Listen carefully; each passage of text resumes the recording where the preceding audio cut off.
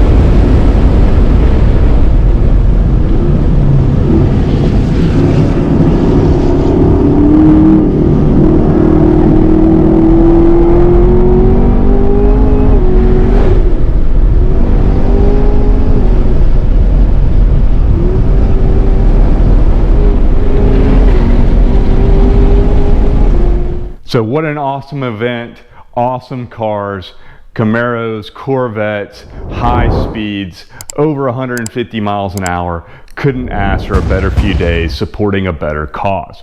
So please check out racingforals.com for our event information and charity information. And the videos, the next videos will be in the cards on the side when they're available. Hope to see you at one of our events, and thanks again for watching.